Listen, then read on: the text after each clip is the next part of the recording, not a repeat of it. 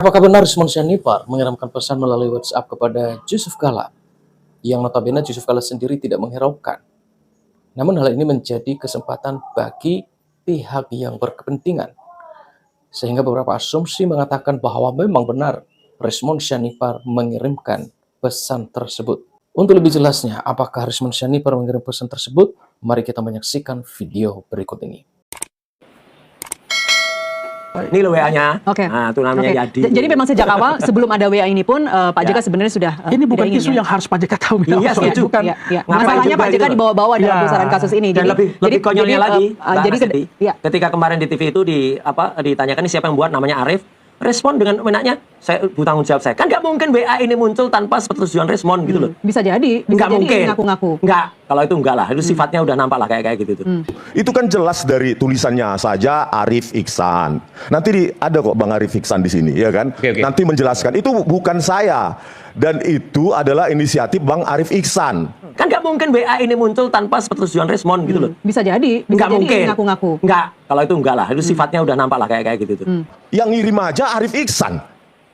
Gitu loh. Arif Iksan mengenal saya, iya. Tetapi apakah Rizman yang inisiatif mengirim itu? Ya tanya Bang Arif Iksan. Coba dijawab dulu Bang Arif Iksan. Nah, itu sifatnya udah nampak lah kayak gitu. Boleh berdiri Bang Arif. Ya, Bismillahirrahmanirrahim. Assalamualaikum warahmatullahi wabarakatuh. Waalaikumsalam warahmatullahi wabarakatuh. Ya, jadi benar Bang Iman, saat itu tanggal 2 Januari memang sebelumnya kita ada Masih simpan WhatsApp ya? masih ada simpan. Boleh saya bacakan nanti ya? Ya, oke. Oke, saya bacakan dulu ya. Assalamualaikum Pak Yadi. Pak Yadi ini asistennya, Stafnya. Pak JK ya. Tabe itu maksudnya apa? Tabe itu bahasa halus di Bugis. Oh izin, oke. Iya. Saya Arif, insya Allah kami mau silaturahmi dengan Pak JK, sekalian Rizman Syahnipa mau memberikan buku Gibran Endgame ke Bapak. Insya Allah yang mau silaturahmi, 1. Dr. Rizman Hasyolan Syahnipa, 2. Dr. Vivian, Hardian, Hana Charistia, Arif, dan Hanianti. Ya. Oke, itu ya? Ya, betul.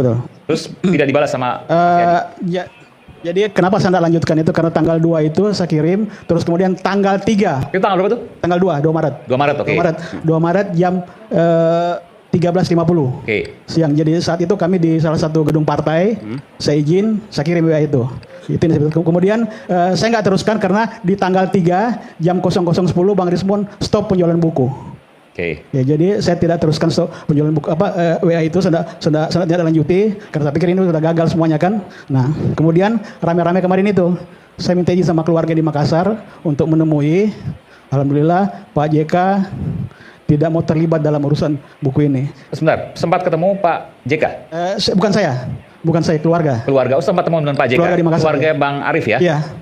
Menyampaikan apa dan apa respon Pak JK waktu itu? Cuma kalau itu WA itu tanggal 2 Maret. Oke. Jadi bukan minggu lalu ya, tanggal 2 Maret. Dan Pak JK juga mengerti itu tanggal 2 Maret. Cuma Pak JK bilang tidak mau terlibat dalam urusan ini. Jadi saya anggap di tanggal 2 itu, tanggal 2 terus tanggal 3 itu begitu Bang Rizman stop buku, sudah selesai, tidak ada masalah lagi. Ini stop buku karena kaitan ingin mengajukan RJ waktu itu? Saya tidak tahu, karena selama ini kita menjual buku di jalan, di Car Free Day, tawar-tawarin orang.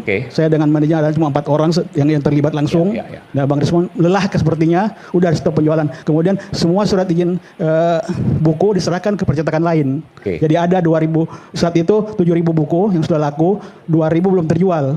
Jadi ini di stok ada di rumah saya sekarang buku itu. 2.120 buku. Oke. Dan ada salah satu, saya nggak tahu salah kutip atau mungkin salah apa, saya nggak ngerti atau benar, sempat disebutkan dalam judul meminta uang. Pernah baca juga ya di portal ya, salah satu portal. Saya konfirmasi di sini. Tidak ada.